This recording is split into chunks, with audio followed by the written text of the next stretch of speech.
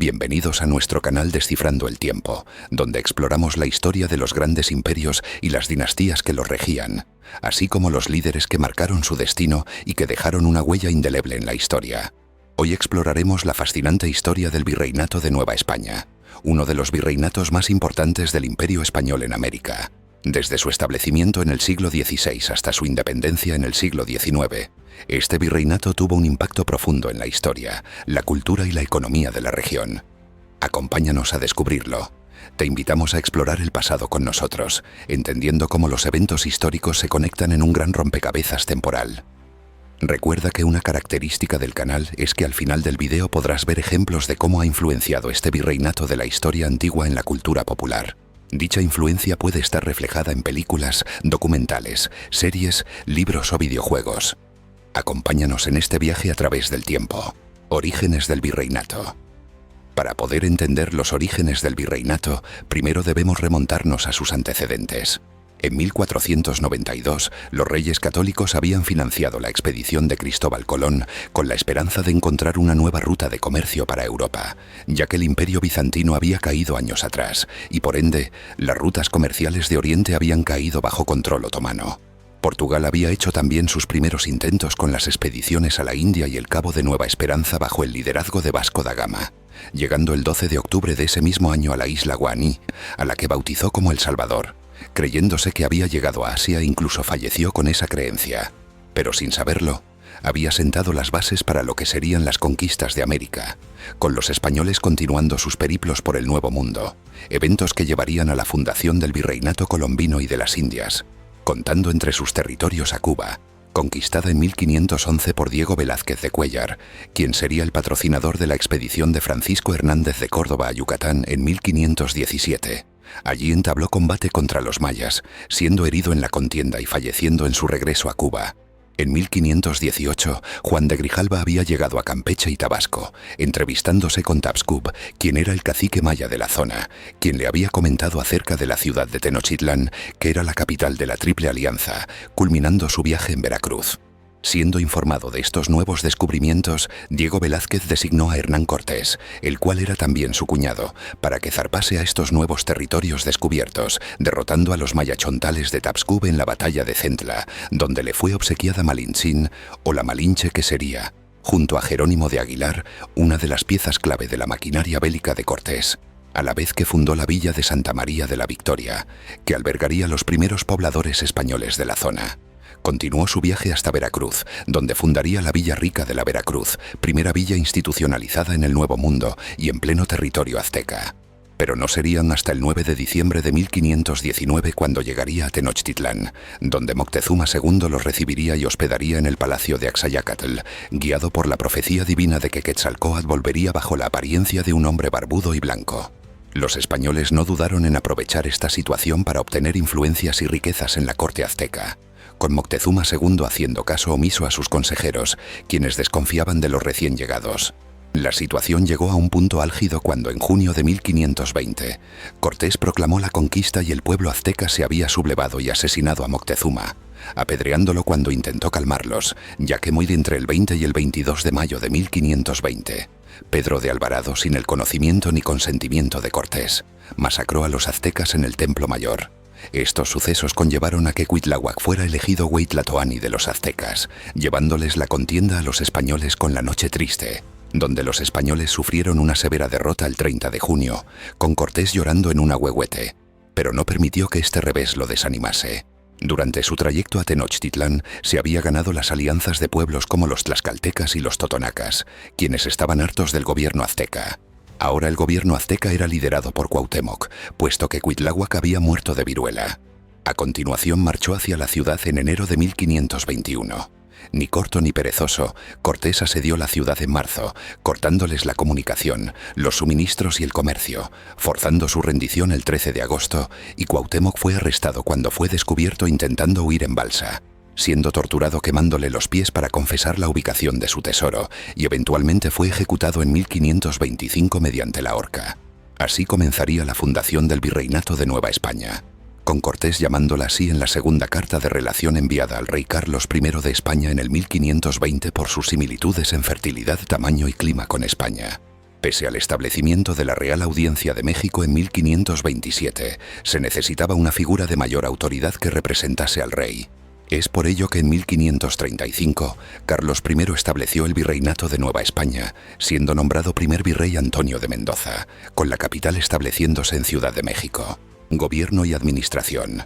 El virreinato se hallaba gobernado por un virrey, quien era el representante de la monarquía hispánica y su autoridad en los territorios de América, por lo que solamente respondía frente al rey de España. Algunos virreyes destacados fueron Antonio de Mendoza, Luis de Velasco, Gastón de Peralta, Baltasar de Zúñiga y Fernando de Alencastre. Autoridad suprema, el rey de España. A pesar de estar gobernado por un virrey, la autoridad suprema siempre recaía en el rey de España, quien gobernaba siendo asesorado por el Consejo de Indias, que fue fundado en 1524 para poder hacerse cargo de todo lo relacionado a los territorios de América. Proponía leyes, nombraba funcionarios y se aseguraba de que el virrey no se excediese en sus funciones. El virrey era el funcionario de más alto cargo en el virreinato, ya que era el representante real y su autoridad, destacando entre sus funciones el gobierno político y militar del virreinato, ser el presidente de la Real Audiencia, el control de la audiencia pública mediante la recaudación de tributos, la supervisión de la evangelización y defensa de indígenas en teoría y la promoción de obras públicas y desarrollo urbano. La Real Audiencia, fundada en México en el año 1527, era una institución judicial que tenía también funciones de gobierno, formada por oidores, los cuales ejercían de jueces y contando con varias audiencias, como la ya mencionada en México, la Audiencia de Guadalajara y la de Guatemala, siendo sus funciones principales la resolución de conflictos legales, actuar como tribunal de apelación y fiscalizar al virrey en caso de abusos. Gobernadores y capitanes generales. El virreinato se dividía en provincias, cada una gobernada por un gobernador, como puede destacar el caso de la provincia de Honduras, pero a veces podía ser gobernada por un capitán general, como podía ser el caso de la Capitanía General de Guatemala o la de Yucatán, cuya conquista fue muy tardía, ya que Tayasal fue conquistada en 1697 bajo el mandato del rey Carlos II. Corregidores y alcaldes mayores. Eran funcionarios estacionados en zonas rurales y pequeñas ciudades, siendo sus funciones el impartir justicia, recaudar impuestos, asegurar el orden público y controlar a las poblaciones indígenas. Cabildos o ayuntamientos. Eran los gobiernos municipales, que se encargaban de la administración de las ciudades, compuestos por varios regidores, quienes eran los concejales, alcaldes ordinarios, quienes ejercían de jueces locales y corregidores o tenientes de corregidor en algún caso. Los criollos no podían participar en ellos, al menos durante los primeros compases del virreinato. Sistema de control y fiscalización. Para evitar abusos y corrupción, la corona española estableció mecanismos como el juicio de residencia, que consistía en realizar una evolución al funcionario al acabar su cargo, y las visitas de funcionarios enviados desde España para inspecciones extraordinarias. Economía del virreinato. La economía virreinal fue de carácter extractiva y completamente dependiente de los designios de la monarquía hispánica, basada en la explotación de recursos naturales, la mano de obra indígena y la creación de una estructura que beneficiase a la corona española. Minería. La minería fue la actividad económica más importante de todo el virreinato, extrayéndose cantidades enormes de oro y plata, contando entre sus centros más importantes San Luis Potosí, Guanajuato, Pachuca y Taxco. A cambio, los dueños de minas debían siempre entregar una quinta parte de sus ganancias a la corona. Enfrentó también varios problemas como la reducción de la mano de obra indígena debido a las epidemias del siglo XVI, la prohibición de la importación del mercurio en 1589 debido a que el Imperio Británico eran los mayores adquisidores y al estar enemistado con ellos, estaba prohibido el comercio con Inglaterra, aunque trajo el inconveniente del contrabando, con Henry Morgan siendo uno de los beneficiarios de esta ilegal empresa. Finalmente, la dureza del trabajo minero, que provocaba enfermedades como artritis reumatoide que a menudo ocasionó la muerte y el cese de sus funciones.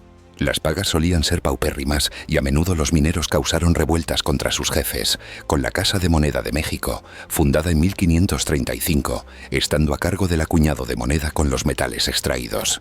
Alcanzaría su apogeo durante el siglo XVII, con su mayor representante siendo Antonio de Obregón, conde de la Valenciana, quien contaba con la mina que llevaría su nombre.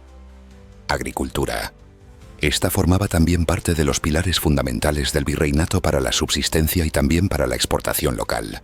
Se cultivaban productos como el trigo, la vid, el frijol, el maíz, el chile, el cacao y el ágave, que se usaría para la elaboración en el pueblo de Tequila de la bebida que recibiría el nombre del pueblo en el que fue elaborada, a la vez que se usaría para el pulque, aunque los mercaderes enfrentaban la competencia de las Filipinas porque la seda traída de allí era mejor apreciada. Ganadería. Se introdujeron animales europeos como el caballo, la oveja, el cerdo y la vaca, con la ganadería siendo destacada en las haciendas del norte, en las zonas menos aptas para la agricultura, usándose también para reabastecer las minas, ciudades y misiones y siendo el sistema de las haciendas importado de la región andaluza en España, alcanzando prominencia tras la decadencia del sistema de las encomiendas. Manufactura y oficios. Pese a estar limitada por las leyes españolas que prohibían el desarrollo industrial para evitar la competición con la metrópoli, existían obrajes que fabricaban telas de algodón y lana, junto con los talleres de alfarería, carpintería, panaderías y producción de aguardiente, con la producción principalmente destinada al consumo local. Comercio interno y externo. Las ciudades virreinales poseían mercados muy activos, a menudo celebrándose ferias comerciales como la de Zacatecas por la plata y Acapulco por el comercio con Asia mediante el galeón de Manila. Desde Veracruz se enviaban productos a España y desde Acapulco salía el ya mencionado galeón de Manila, intercambiándose plata mexicana por productos asiáticos como sedas y porcelana. Sistema fiscal y tributos. Se creó un sistema de impuestos para enriquecer a la corona española, con los indígenas pagando tributos en especies y trabajo. La minería pagaba el quinto real, un 20% de lo extraído, con los comerciantes y productores pagando los impuestos y derechos aduaneros. Mano de obra. Eran indígenas, a menudo forzados a trabajar por el sistema de las encomiendas y repartimientos en las haciendas y minas, esclavos traídos desde África empleados en los obrajes y las zonas tropicales y en otras ocasiones, peones que a menudo estaban endeudados pero eran trabajadores libres que trabajaban en las haciendas. Cultura y sociedad. La sociedad virreinal fue el resultado de un complejo proceso de mestizaje, imposición, adaptación y sincretismo entre las culturas indígenas, europeas y africanas. Diversidad cultural y mestizaje. La sociedad virreinal estaba en alto grado estratificada, pero también mestiza en lo cultural y lo biológico, surgiendo una gran variedad de mezclas que dieron lugar a una sociedad compleja, ya sea por mestizaje biológico debido a la unión de españoles, indígenas y en menor medida por africanos o por mestizaje cultural en la que la religión, la lengua, el arte y la comida se transformaron mediante la mezcla de tradiciones, rigiéndose por el sistema de castas, en el que podemos hallar mestizajes curiosos como los mestizos, de padre español y madre indígena, los mulatos, de padre español y madre negra, los castizos, de padre mestizo y madre española, los moriscos, de padre mulato y madre española. Estructura social jerárquica. La sociedad virreinal estaba estrictamente jerarquizada, basada en el origen étnico y lugar de nacimiento. En primer lugar tenemos a los españoles peninsulares, quienes eran nacidos en España y ostentaban los cargos más altos en el gobierno, la iglesia y el comercio. En segundo lugar estaban los criollos, quienes eran descendientes de los españoles que vinieron a los territorios virreinales, poseyendo una posición favorable pero estando excluidos de los puestos políticos más altos, lo que generaría grandes tensiones en el futuro, trabajando como artesanos, campesinos, pequeños comerciantes o incluso llegaban a ser terratenientes y latifundistas. En tercer lugar están los indígenas, quienes eran la gran mayoría de la población y contaban con ligera protección legal, pero estaban obligados a trabajar para los españoles y conservando numerosas de sus costumbres, aunque bajo estricta supervisión. Finalmente, los negros y mulatos, quienes eran africanos esclavizados y sus descendientes, quienes vivían en plantaciones, obrajes y haciendas, obteniendo la libertad con el tiempo, pero eran discriminados. A veces lograban la libertad huyendo de sus zonas y convirtiéndose en cimarrones. Educación y conocimiento. La Iglesia Católica poseía una gran influencia, con el antecedente radicando en la bula intercaetera que Alejandro VI otorgó a los reyes católicos, en el que tenían permitido evangelizar a los habitantes de los territorios descubiertos por Colón. En la educación, siendo en 1551 cuando se funda la Real y Pontificia Universidad de México, una de las primeras del continente, enseñándose teología, derecho, artes y medicina, aunque la educación estaba restringida para criollos y peninsulares, aunque algunos indígenas nobles podían acceder. Religión y evangelización. Como ya sabemos, la Iglesia Católica poseía enorme influencia en la evangelización en Nueva España, siendo un proceso que implicó, aparte de la transmisión y conversión indígena a la fe cristiana, la enseñanza de la lengua española, sus usos y sus costumbres, con los primeros evangelistas llegando por orden de Alonso de Fonseca, arzobispo de Toledo, 200 franciscanos, liderados por Pedro de Gante, Juan de Tecto y Juan de Ahora, con estos dos últimos llevados a evangelizar las Ibueras, aunque murieron por el camino, siendo Gante el que continuó la labor evangelizadora, fundando escuelas y hospitales hasta su muerte en 1572.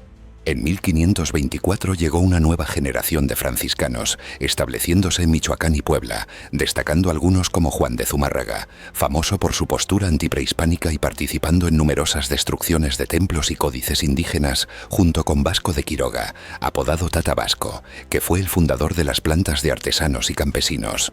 Aunque los franciscanos no fueron los únicos que vinieron, sino que también participaron agustinos, jesuitas y dominicos, destacando Bartolomé de las Casas, quien sería famoso por luchar por los derechos de los indígenas y fue gracias a él que se establecieron las leyes nuevas. Se construyeron iglesias, conventos y misiones, como Santa Prisca de Taxco, el exconvento de Calpán y el Colegio Trilentino de Comayagua, en Honduras, siendo a menudo construidos encima de ruinas de antiguos templos indígenas. Destaca también el sincretismo entre las religiones cristiana y prehispánica, como se aprecia en la Virgen de Guadalupe y en el Día de los Muertos, cultos que continúan en el presente. La Inquisición también tuvo un papel como elemento disuasorio para aquellos que quisieran practicar herejías y funcionando prácticamente como una extensión de la monarquía, como puede reflejar el proceso contra Simón López de Aguarda, mercader portugués residente en Zacatecas en 1642, al que acusaban de ser observante de la ley de Moisés, es decir, judío. Si te está gustando este video y quieres más contenido como este, no olvides suscribirte y activar la campanita para no perderte nada. Arte virreinal. El virreinato novohispano era rico en las artes de arquitectura, escultura y pintura, destacando principalmente por ser religioso al ser utilizada como una herramienta de evangelización, didáctico porque buscaba llegar a una población mayoritariamente analfabeta, adoptando varios estilos como el renacentista, el gótico, el mudéjar y el plateresco, aunque con adaptaciones locales como el uso de motivos indígenas y a menudo estaba patrocinado por la iglesia y la élite criolla. Por otra parte también estaban las artes decorativas, la literatura y la música. Arquitectura. Es una de las expresiones más espectaculares del arte virreinal, contando con numerosas etapas como la renacentista, siglo XVI, con formas sobrias, pudiendo destacar como ejemplos la Casa Montejo en Yucatán, erigida entre el 1542 y el 1549 como residencia de la familia Montejo, dinastía de conquistadores, y el exconvento de Calpán, erigido en 1548 por los franciscanos y famoso por sus capillas posas, a la vez que se denota el sincretismo hispano-indígena con la cruz atrial que muestra arte tequitqui. A continuación tenemos la barroca, siglos XVII y XVIII, famosa por su exuberancia, decoración recargada y juegos de luz y sombra, destacando ejemplos como Santa Prisca de Taxco en México y la Iglesia de la Merced en Cuba. Finalmente, el neoclásico, finales del XVIII, que era un retorno a las formas grecolatinas, destacando como ejemplo el convento de las Teresitas en México. Escultura, principalmente religiosa, usada para decorar iglesias y procesiones, hechas de madera policromada, piedra y yeso, muchas veces con ojos de vidrio. Usaban cabello humano y vestimenta real, con las figuras siendo muy realistas para provocar sentimiento y devoción, destacando como ejemplo el Jesús Nazareno de la Merced, de Mateo de Zúñiga, radicando en Guatemala, y el retablo de la Iglesia Agustina de los Santos Reyes en México, por Salvador de Ocampo. Aunque también podemos hallar ejemplos seculares como la estatua ecuestre de Carlos IV, por Manuel Tolsá. Pintura. La pintura también jugó un papel fundamental al ser un principal medio de expresión y adoctrinamiento, tratándose fundamentalmente temas como la religión, destacando como ejemplo la lactación de Santo Domingo de Cristóbal de Villalpando, los retratos, destacando el retrato de Sor Inés de la Cruz, de Miguel Cabrera, la pintura de castas, destacando como ejemplo de Español e India produce mestizo, de autor desconocido, y la naturaleza muerta y los paisajes, que eran menos comunes, pero igualmente presentes en el siglo XVIII. Literatura y música. La literatura floreció de la mano de autores como Sor Juana Inés de la Cruz, que escribió poesía en un contexto patriarcal, con obras como El Divino Narciso, y Juan Ruiz de Alarcón con El Tejedor de Segovia. Por otro lado, en la música, fue hecha florecer por autores como Pedro de Gante, fundador de la primera escuela de música en Nueva España, y Francisco López Capillas, con su ego en Nim. Artes decorativas. Debemos destacar la talavera poblana, que era una cerámica muy valorada, que mezclaba técnicas españolas y árabes con decoraciones locales. La platería, que producía objetos como cruces y relicarios, y finalmente muebles, textiles y retablos, hechos por manos indígenas y mestizas. Cultura cotidiana y costumbres. La vida cotidiana era una fusión de costumbres cotidianas y europeas, combinando costumbres del viejo y el nuevo mundo, como la tortilla, el maíz, el arroz y el chocolate, destacando también las festividades religiosas, a menudo mezcladas con costumbres indígenas, más la danza y la música secular mezclaban las maneras española, indígena y africana. Camino hacia la independencia. A principios del siglo XIX, el Virreinato de Nueva España afrontaría una de sus mayores crisis, que eventualmente desembocará en su desintegración. Causas de la independencia. Por un lado, debemos destacar los factores internos, primeramente la desigualdad social, puesto que los criollos y otros grupos estaban excluidos de la participación en la política, la explotación de los indígenas y mestizos con las encomiendas y los altos impuestos, a la vez que un naciente orgullo nacional americano alimentado por el mestizaje y el pensamiento ilustrado. Los factores externos son el reformismo borbónico del siglo XVIII, que modernizaron la administración, pero perjudicaron a los novohispanos. Los ideales ilustrados de filósofos como Montesquieu y Voltaire, las independencias de Estados Unidos en 1783 y la Revolución Francesa en 1789, que sentaron un precedente de independencia de una monarquía, y la invasión napoleónica en 1808 que depuso a Fernando VII del trono español. Conspiraciones independentistas. Tras la deposición de Fernando VII en 1808 y tras negarse a reconocer a José Bonaparte, se gestaron diversas conspiraciones como la de Valladolid en 1809, que propuso formar una junta de gobierno que fuera leal a Fernando VII, y la de Querétaro, encabezada por figuras como Ignacio Allende y Miguel Hidalgo, quien sería famoso por el Grito de Dolores. Guerra. Si bien gran parte del foco de la acción arrancó en 1811 en México, con el Grito de Dolores de Miguel Hidalgo, la llama también se extendió en zonas como el Reino de Guatemala, quien había tenido un precedente en la Conjuración de Belén, que había sido rápidamente desmantelada. Tras la vuelta de Fernando VII, el rey derogó la Constitución de Cádiz y se dispuso tanto a restaurar el absolutismo como a pacificar a los independentistas novohispanos. Estos se dividirían en dos bandos: los realistas, quienes eran leales a la corona, destacando figuras como Francisco Lemour y Ciriaco del Llano, y sus contrapartes independentistas, los patriotas, destacando figuras como Agustín de Iturbide y Antonio López de Santa Anna. La independencia sufrió numerosos reveses debido a la captura y ejecución de figuras como Miguel Hidalgo tras la batalla de Puente de Calderón y de José María Morelos, pero también habían encadenado éxitos como las conquistas de Celaya y Valladolid. Todo parecía perdido hasta la llegada del trienio liberal, que le dio a los independentistas una segunda oportunidad, ya que ahora la gran mayoría de criollos apoyaba la independencia. Finalmente, en 1821, con la destitución de Juan O'Donoghue, zonas como México, Honduras y Nicaragua consiguieron su independencia. Legado. El Virreinato de Nueva España dejó un legado muy inmenso que se hace sentir en numerosas formas. Por ejemplo, lengua. El español se convirtió en la lengua dominante. Cada zona antiguamente perteneciente al virreinato contaban con diversas peculiaridades, destacando México con el uso de palabras como pendejo para referirse a alguien que es tonto, con algunos lugares actuales como Chapultepec mezclando el español y el náhuatl. Religión. La fe católica siguió predominando en los antiguos territorios pertenecientes al virreinato, con las festividades religiosas evolucionando a festividades como la de la Virgen de Guadalupe. Gastronomía. Fusión de las culturas hispana, indígena y africana, naciendo platos como el mole, los dulces conventuales y el uso del trigo y del pan, por ejemplo. Instituciones políticas y legales.